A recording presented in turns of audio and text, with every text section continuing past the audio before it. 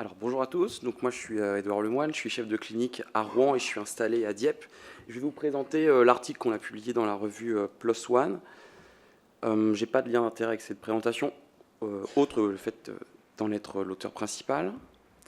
Donc je ne vais pas revenir trop sur le diabète de type 2 parce que c'est une pathologie que vous connaissez tous très bien. Vous savez qu'il y a des complications micro et macrovasculaires.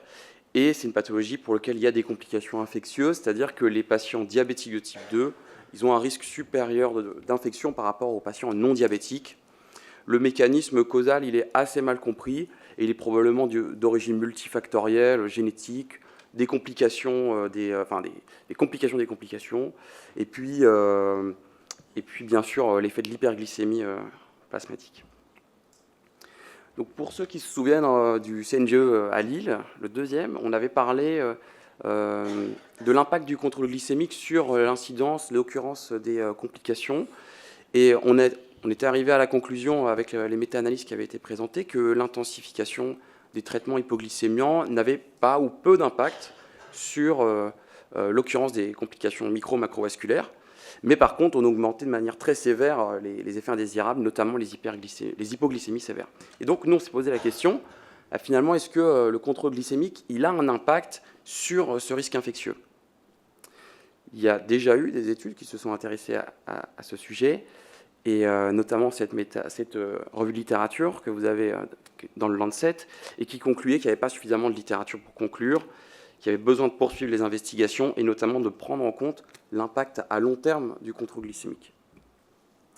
Donc, pour répondre à cette question, on a réalisé une cohorte rétrospective sur la base de données PRIMEJ, donc, qui est une base de données un peu pilote de P4DP, qui contient des données agrégées issues des dossiers patients électroniques de 39 médecins généralistes. Et on a inclus les patients de 2012 à 2022.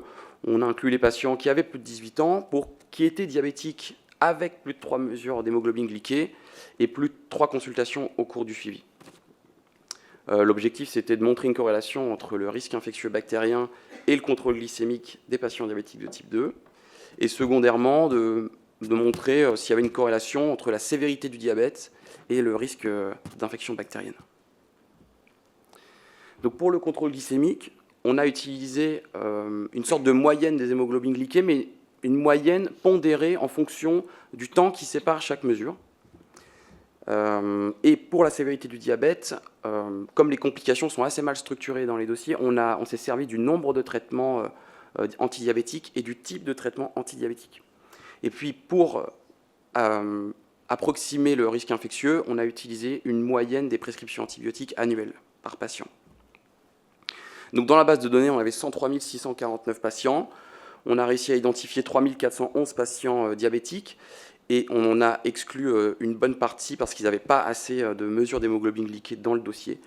Et à la fin, on a 1959 patients diabétiques qui ont été retenus pour l'analyse.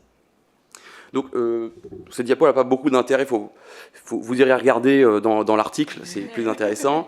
Mais simplement, à droite, vous avez deux, trois petites informations qui sont importantes. En gros, nos patients diabétiques, par rapport aux patients non diabétiques, ils étaient plus âgés, il y avait une population masculine plus importante, ils étaient plus en surpoids et ils fumaient plus. Ça, c'est des choses qui sont assez connues dans la littérature. 90% des patients diabétiques étaient traités par un antidiabétique. 64% d'entre eux avaient au moins eu une prescription antibiotique au cours du suivi, en majorité l'amoxicilline, suivie de l'amoxicilline et de l'acide clavulanique, etc. La moyenne des hémoglobines glyquées en fonction du temps, elle était de 6,92, ce qui ne paraît pas déconnant. Et la moyenne de suivi des patients, elle était de 5,3, plus ou moins 2,8 années. Donc à gauche, vous avez le box plot, après transformation logarithmique du nombre de prescriptions à l'année. Je vais vous expliquer un petit peu après pourquoi on a fait cette transformation. Ce qui est intéressant, c'est de voir que selon le contrôle glycémique, selon l'hémoglobine glyquée moyenne, on n'a pas vu de différence significative de prescription antibiotique. Qu'on soit entre 5,5 et 6,5% ou qu'on soit à plus de 9,5%. On n'a pas mis en évidence non plus de différence entre le nombre de traitements antidiabétiques, le type de traitement antidiabétique et les prescriptions antibiotiques.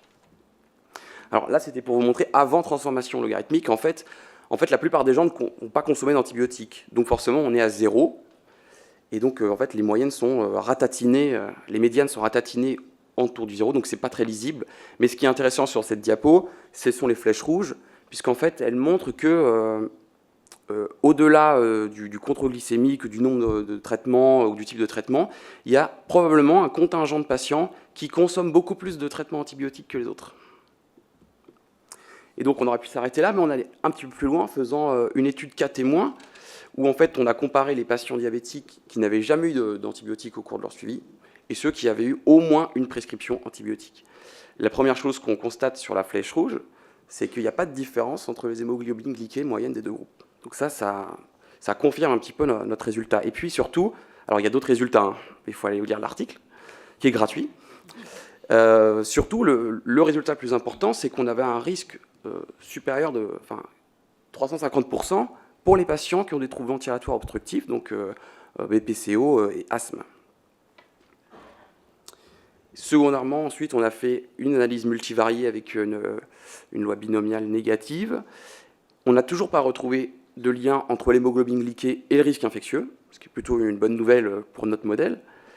Et par contre, on retrouve cette significativité avec un fort coefficient pour l'asthme et la BPCO, et également un fort coefficient pour les antécédents cardiovasculaires, les antécédents de cancer, avec néanmoins une p-value qui est pas significative, très proche de la significativité, mais qui ne l'est pas.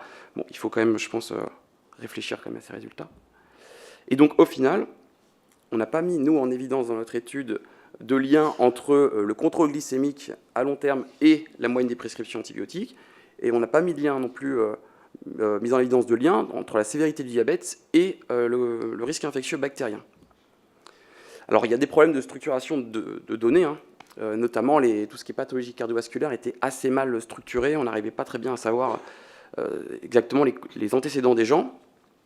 Et pareil, le tabac, l'alcool, tout ça, ce sont des données qui sont très mal structurées et qu'on n'arrive pas à analyser correctement. Et puis les vaccins, c'était la même chose pour les vaccins. Alors là, il y a une question qu'on peut se poser, c'est est-ce que l'antibiotique, c'est un bon indicateur d'infection bactérienne? On n'a pas la réponse à cette question. Spontanément, on pourrait se dire que oui. Mais bon, on sait qu'il peut y avoir parfois des prescriptions antibiotiques de manière antibioprophylactique, etc. Donc, ce n'est pas forcément toujours un indicateur très très sensible. Il y a d'autres chercheurs qui ont fait des études un peu similaires à nôtres en utilisant des proxys différents, notamment au lieu d'utiliser les antibiotiques, ils sont allés voir les hospitalisations pour infections, ou alors ils sont allés rechercher dans les dossiers les diagnostics précis quand c'est possible. Et pareil pour le contrôle glycémique, certains ont utilisé les hémoglobines glyquées en utilisant comme nous des catégories, mais en prenant la dernière hémoglobine glyquée ou en faisant une moyenne non pondérée, ou alors ils ont utilisé la glycémie à jeun, enfin bref, tout le monde fait sa petite sauce. Alors, la grosse force de cette étude, c'est que c'est une étude en vie réelle sur une base de données qui n'avait jusqu'alors pas été exploitée de soins primaires. On a réussi quand même à faire une belle cohorte. C'est la première étude européenne qui s'intéresse à l'effet du contrôle glycémique sur le risque infectieux bactérien en soins primaires de manière assez globale. Une des forces, c'est d'avoir pris en compte les hémoglobines glyquées sur le long terme et d'avoir finalement pondéré en sous-groupes qui sont comment dire, assez intuitivement intéressants pour nous en pratique, puisque faire la différence entre un diabétique qui est à 6,5 ou à 6,7, c'est pas forcément très pertinent. Par contre, entre un diabétique entre 6,5 et 7,5, c'est là qu'on est plus intéressé.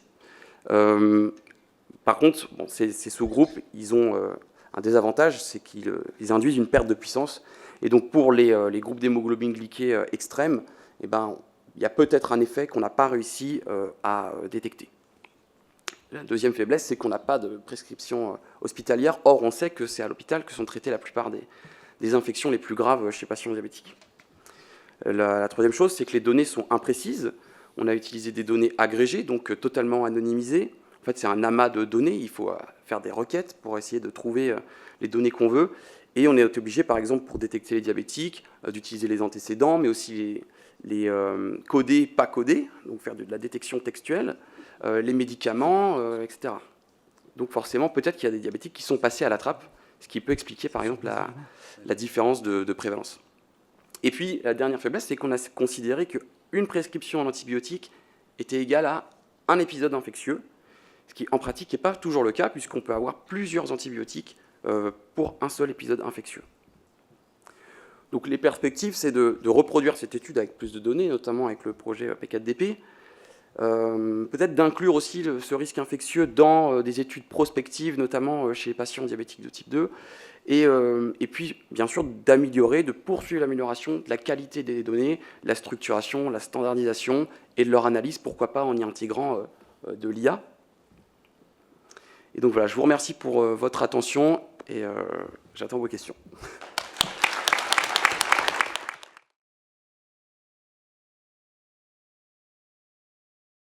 J'ai une question, peut-être, si personne ne se lance, sur l'analyse et les perspectives sur P4DP. Est-ce que tu peux nous détailler, finalement, alors il y aura bien sûr plus de données, plus de patients, plus d'analyses, et finalement, sur la qualité des données, qu'est-ce qui va changer, qu'est-ce qui va faire que cette étude donnera des résultats peut-être différents?